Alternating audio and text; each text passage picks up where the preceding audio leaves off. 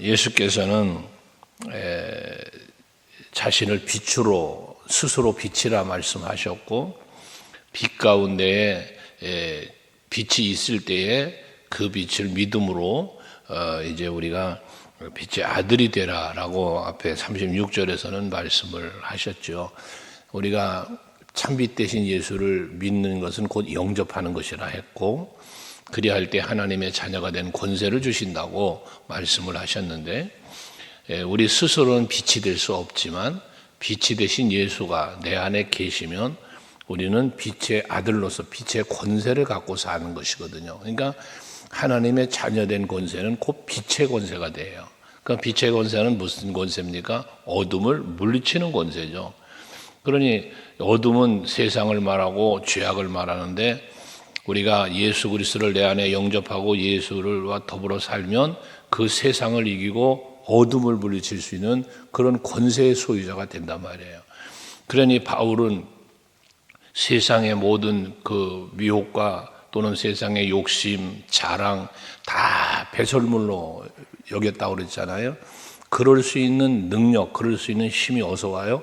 예수, 그 예수를 다메섹 도상에서 만난 후에 예수가 메시아구나. 이걸 믿으니까 그 믿음이 그와 같은 삶을 살게 했단 말이에요. 변화가 있게 했고 담대하게 하고 하늘 소망을 갖고 살게 하는 하늘의 부름의 상, 이 부름의 상을 바라보며 살았다는 거잖아요. 이것처럼 2024년 이제 새해를 출발하는 여러분들이 바로 그런 빛 대신 예수와 함께 더불어서 사시면서 올 한 해를 하나님의 자녀된 권세를 마음껏 누리며 사는 여러분 모두 되시기를 주의 이름으로 축원합니다. 예수께서는 이렇게 자신이 빛이 되심에 대하여 제자들의 뿐만 아니라 많은 사람들에게 알려주시는 거잖아요. 그러기 위해서 뭐 했어요? 표적도 보이셨고 직접 가르치시기도 했단 말이에요. 앞에 바로 30절 이하에 36절까지 가르쳐 주신 거잖아요. 이렇게. 그런데 불구하고 37절에 보면 그들이 그를 믿지 아니하니라고 말을 해요. 믿지를 않는다는 거예요. 이게 참으로 하나님의 은혜 속에서 살지 못하는 자의 모습인데 여기 보면 그를 믿지 아니하니라는 이 말은 뭐냐면 표적을 많이 행했지만 믿지 아니하는 말은 무슨 말이냐면 의도적으로 믿지 않는다는 거예요. 믿어지지 않아서 안 믿는 것보다 안 믿으려고 했다는 거예요. 이게 얼마나 완악한 마음인가를 말하는 건데 여러분 제가 간혹 그런 말씀 드렸잖아요. 하나님 말씀을 여러분들이 받으실 때 듣거나 개인적으로 묵상할 때 마음의 문을 열고 말씀을 받는 것과 마음의 문을 닫은 상태에서 말씀을 받는 것은 완전히 다르다는 거예요. 근데 지금 이들이 믿지를 않았다라고 하는 말은 뭐냐면 마음을 닫았다는 거예요. 그러니까 의도적으로 믿지 않으려고 했다는 이야기예요. 예수님의 가르침을 받아들이지 않았다는 거예요. 예수님이 표적을 보이지만 그것을 색안경 끼고 보았다는 거예요. 그러니까 믿지 않을 수밖에 없죠.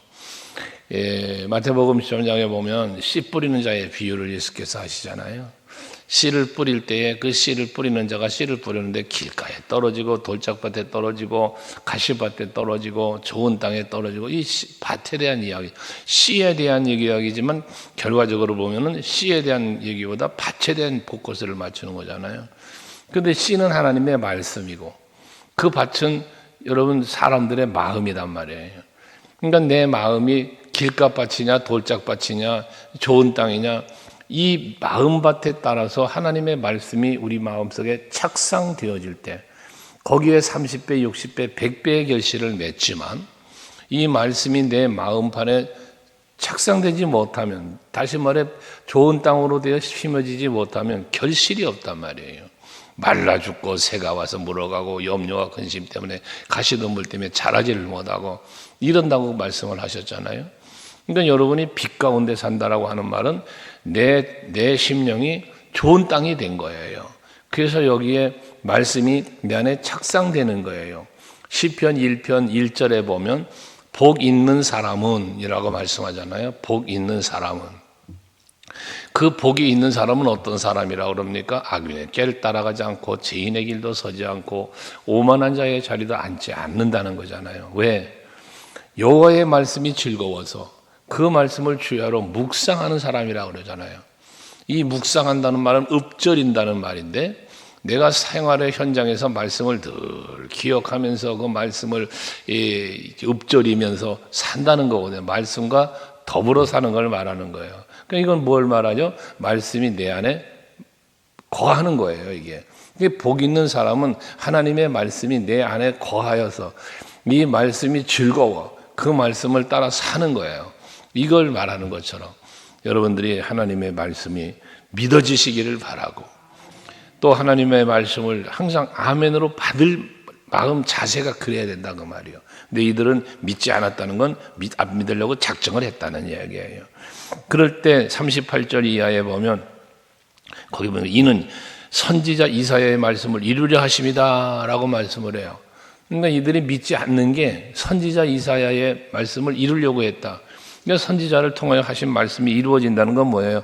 하나님의 계획이 이루어지는 건데 거기에 보면 말씀이 뭐라 합니까? 주여 우리에게서 들은 바를 누가 믿었으며 주의 팔이 누구에게 나타났나이까? 누구라는 질문을 계속 하잖아요. 누가 믿었으며 누구에게 나타나냐? 누구라는 질문이에요. 근데 여기 말하는 누구는 누굽니까? 이거는 바로 택한 자와 버림받은 자예요. 그러니까 누가 믿습니까? 택한 받은 자가 믿는 거예요. 누가 또 누구에게 주의 팔이 누구에게 나타났습니까? 믿는 자에게 나타나는 거예요. 이 주의 팔은 능력을 말하는 거예요. 권세를 말하는 거거든요. 그러니 하나님의 권세가 예수의 권세가 그 메시아적 권세, 빛의 권세, 이 구원의 능력 이게 누구에게 임하는가? 택함 받은 자에게. 사랑받은 자에게예요. 로마서 8장 28절에 말하지만 하나님을 사랑하는 자, 곧 그 뜻대로 부르심을 입은 자들에게는 모든 것이 합력하여 선을 이루시느니라. 그게 바로 주의 팔의 역사하심으로 이루어지는 합력하여 선을 이루심이거든요. 2024년도 새해 정말 주의 팔이 여러분들에게 임하셔서 여러분들을 붙잡고 여러분들을 위하여 역사하시는 능력이 나타나 늘 삶의 복된 일만 있기를 주 이름으로 축원해요.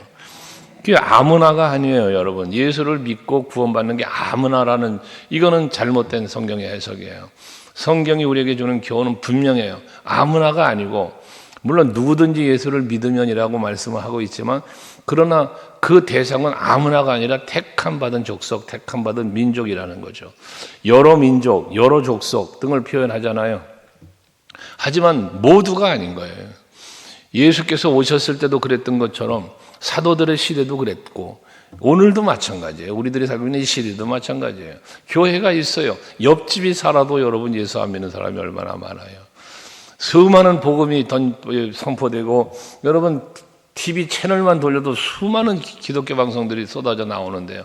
그래도 예수 믿지 않는 사람이 아직도 더 많아요. 믿는 사람보다. 이게 바로 하나님의 택하심 받은 은혜 속에 사느냐 아니냐의 판가름이 거기서 난다는 사실인데 여러분들은 그 택함 받은 자 속에 들어와 있다는 것. 그 은혜 속에 지금 올해도 또 살게 되어진다는 것. 할렐루야죠. 감사하며 사시기 바래요. 그러면서 39절에 뭐랍니까? 그들이 능히 믿지 못한 것은 이 때문이니 라고 말해요. 믿지를 못했다 그러잖아요. 믿지를 못했다. 믿을 수 있도록 가르쳐 주셨고 표적도 보여주셨는데 저지를 믿지를 못했대. 근데 그 이유가 이것 때문인데 뭐라고 합니까? 이사야 선지자의 말씀을 들어 40절에 보면 그들의 눈을 멀게 하시고 그들의 마음을 완고하게 하셨으니 이는 그들로 하여금 눈으로 보고 마음으로 깨닫고 돌이켜 내게 고침을 받지 못하게 하려 함이다 그러잖아요. 근데 하나님께서 눈을 멀게 하셨대. 멀게 하시고라는 뭐예요? 하나님이 눈을 멀게 하신 거예요. 눈이 뭐니까 뭐예요? 보지 못해요. 그 표적을 나타내시는데 이 표적을 육신의 눈으로는 보죠. 하지만 믿음의 눈으로 그걸 보지 못하게 하셨다는 거잖아요. 이게 택감받지 못한 자에게 이 모습인 거예요. 그리고 그 마음을 완고하게 하셨으니 그 마음으로 눈으로 보고 마음으로 깨닫고 돌이켜 내 고침 받지 못하게 했다 그러잖아요. 깨닫지를 못하게 하는 거예요. 보기는 보아도 듣기는 들어도 깨닫지를 못한다는 거예요. 여러분 하나님이 우리에게 주시는 은혜 중에 아주 근본적이고 큰 은혜가 뭐라고 제가 늘 말하잖아요. 깨닫는 거다. 깨닫는 거. 여러분 말씀을 들으면서도 깨달아지는 게 은혜예요. 내가 죄를 범했어요. 내가 잘못했구나를 깨닫는 게 이게 은혜라는 거예요. 항상 그래서 우리 선고영신 예배 때도 말씀드렸지만 우리가 새로워지기 위해서는 나이가 새 사람이 되고 새로워지기 위해서 해야 될 일 중에 예배를 말씀드렸잖아요. 이 예배는요, 사명감이 있어야 돼, 사명감. 어제 아들 목사가 왔다 갔는데 같이 이렇게 대화를 하는 중에 그런 얘기를 해요. 열심히 봉사도 하고 열심히 헌신도 하고 뭐 관계지향적으로 이렇게 하는데 예수가 없다는 거야. 예배가 없다는 거예요. 이런 얘기를 하더라고요. 아이들이 그랬다는 게 청년들하고 애들이. 그런데 그거를 이제 1년 동안 있으면서 예배를 뭐 가르치고 이렇게 했더니 지금은 이제 아이들도 청년들도 교사들 와가지고 교육부서만 하고 갔다는 거예요. 이 작년 예배를 아예 안 드리고 수예배, 금요일에 뭐 아예 예배도 안 드리고 그랬다는 거예요. 그런데 이제는 그 예배에 참석하고 그러면서 예배가 바르게 이루어지고 있다는 그런 얘기를 하더라고요. 여러분, 예배는, 그래서 제가 그런 얘기를 해줬어요. 예배는 사명이다, 사명. 왜 사명이 돼야 되느냐? 내가 하나님께로부터 받은 은혜가 있지 않냐는 거예요. 여러분들에게 말씀드린 바잖아요. 내가 하나님 앞에 받은 은혜가 있어요. 그게 십자가 사랑이에요. 이게 얼마나 큰 은혜입니까? 이게 얼마나 큰 사랑입니까? 근데 이 사랑을 내가 받았음을 깨달아 알게 되면 어떻게 돼요? 감사가 있잖아요. 내 마음이 감격스러워지잖아요. 그 감사와 감격하는 마음으로 예배라는 거예요, 이게. 그러니까 그 예배는 아무나 하는 게 아니잖아요. 그러니까 이게 교회는 다닐 수 있다니까요. 찬송 부를 수 있어요. 와서 헌신하고 봉사할 수 있어요, 몸으로. 그런데 내 안에 예수가 계시질 않으면 아무리 수많은 예배를 드려도 아무리 수많은 봉사와 헌신을 해도 그 목적이 왜라는 질문, 왜 예배합니까? 왜 헌신하고 봉사합니까? 라는 이 왜라고 하는 질문 속의 답이 예수님 때문에, 예수 때문에. 예수를 내가 믿기 때문에, 그 은혜를 알기 때문에, 그 사랑을 알기 때문에 내가 가만히 있을 수가 없어. 그 하나님은 앞에 예수의 그 십자가 은혜 앞에 감격하면서 사는 거예요. 그게 예배야. 예배를 놓고 볼 때 그렇단 말이에요. 헌신, 봉사 다 마찬가지예요, 여러분. 그래서 여러분들의 교회 생활 카드를 나눠드렸지만 그게 하나의 뭐 형식적으로 체크해가지고 그게 문제가 아니라 이렇게 사는 게 그리스도인의 삶인 거예요, 이게. 여러분들이 24년도 한 해 정말 믿음의 승리, 예배 승리, 말씀 승리, 기도 승리 해보시자는 거죠. 그래야만 사도행전 교회를 성취할 수 있는 거예요. 사도행전 교회가 여러분 세 가지 특징 말씀드렸죠? 모이기에 힘쓰고, 기도하기 힘쓰고, 전동하기 힘쓰고, 이게 초대교회 성도들의 모습이고 교회의 모습이란 말이에요. 이게 아주 핵심적인 모습이란 말이죠. 그러니까 여러분이 그 세 가지를 반드시 해야 돼요, 이거를. 그래야 여러분 내 자신이 사도행전 교회 성도가 되는 거, 그와 같은 성도가 되는 거고, 그런 교회가 더불어 이루어지는 거다고 말입니다. 그래서 이들은 눈이 멀었어요. 보질 못하는 거예요. 에베소서 1장 17절 18절에 보면 지혜의 영, 계시의 영이 마음의 문을 밝혀서 하나님을 알게 하신다는 표현을 해요. 그러니까 지혜의 영이 누구예요? 이게 성령이에요. 계시의 영이 뭐예요? 이 성령이에요. 예수의 영이에요. 이 영이 우리에게 임하셔서 여러분 우리의 마음의 눈을 열어야, 그래야 하나님을 알게 된단 말이에요. 여러분들 믿음의 눈이 열리지 않고는 주를 바라볼 수가 없습니다. 육신의 눈만 갖고 세상 것만 보는 거예요. 사람만 보이는 거예요. 그런데 이 영의 눈이 열려야 되는데 그러기 위해서는 뭐예요? 성령이, 예수의 영이 내 안에 와야 돼요. 그래야 이 눈이 열려요. 그래야 예수가 보인다니까요. 그래야 하나님 나라가 보이는 거예요. 믿음이 좋은 척해도요, 하나님 나라를 바라보지 못하는 사람은 믿음 없는 거예요. 하나님의 나라가 보여야 되고 그게 기대감이 막 부풀어야 돼요. 하나님 나라에 대한 기대감이. 그게 소망이죠, 이게 소망. 여러분 오늘 2024년은 소망의 한 해가 될 수 있길 바랍니다. 잘 될 거야. 이 잘 된다는 생각도요, 여러분 육신에만 바라보는 잘됨이 생각하면 안 돼요, 여러분. 복 그러면 돈, 잘 될 거 그러면 형통, 이런 것만 치우쳐 생각하지 마. 육의 것만 생각하지 말라는 거지. 로마서 8장에 보면 말하잖아요. 영의 사람은 성령이 주는 생각을 하고 육신의 사람은 육의 생각을 한다잖아요. 그러니까 여러분 생각이 육신에만 배어 있지 말라는 거예요. 무엇에 붙잡혀 가야 돼요? 영에 붙잡혀. 지혜의 영, 계시의 영. 육신의 눈만 가지고 살았던 사람, 열왕기하 6장에 보면 그 엘리사, 도단성에 있는 엘리사 아람 왕이 쳐들어왔을 때에 그 누구야? 그 종이 새벽에 나가보고 성을 에워싼 병사들을 보고 호들갑을 떨지 않습니까? 주여 어찌하오리까? 큰일 났다고. 그때 엘리사가 하나님 앞에 기도하지 않습니까? 저의 눈을 열어 보게 하옵소서. 그때 하나님께서 그 눈을 열어주니 하늘에 불말과 불소리가 가득하더라. 여러분, 하나님의 그 일하심, 보호하심, 은혜 주심, 베푸심, 이런 부분들을 여러분들이 믿음의 눈이 열려야 그걸 보는 거예요. 이렇게 주님이, 하나님이 내 곁에 계신 걸 내가 볼 수 있어야, 느낄 수 있어야 이게 행복한 신앙생활이 되지. 예수가 지금 나와 함께 계심을 내가 영으로 느껴야 이게 행복해지는 거지. 예수가 없는데 어떻게 행복해? 예수님 덕분에 행복하다고요? 여러분, 예수님이 느껴져야 행복하지. 이거 스티커 갖다 놓고 앉아있다고 글씨 읽는다고 행복해지는 게 아니에요. 이 스티커가 보인다고 행복한 게 아니에요. 예수가 보여야 돼요. 그래서 41절도 보면 이사야가 이렇게 말한 것은 주의 영광을 보고 주를 가리켜 말한 것이다 라고 말해요. 이사야 선지자는 이사야서 6장에 보면 그 하나님의 영광을 보았잖아요. 하나님의 영광을 보았어요. 거룩하다, 거룩하다. 그 영광을 보고 나 큰일 났다, 나 이게 죽게 생겼다. 그렇게까지 하면서 그 제단 숯불 내 입술에 대어 거룩하게 한다. 이런 말씀들이 사야범 6장에 나오잖아요. 그러니까 그런 마음을 갖고 그 이사야가 그런 영광을 바라보면서 그 주의 영광을 보고 주를 가리켜 말한 것이다라고 말하지 않습니까?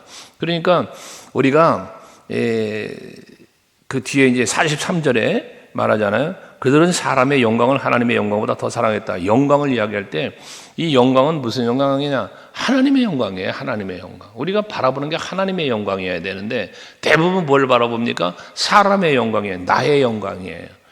그래서 내가 자랑스러워지고 내가 높아지고 그래서 내가 영광을 받으려고 해요. 이 내가 영광을 받으려고 하다 보니까 하나님 앞에 악을 행하는 거거든요. 우리는 하나님께 영광을 돌려야 된단 말이에요.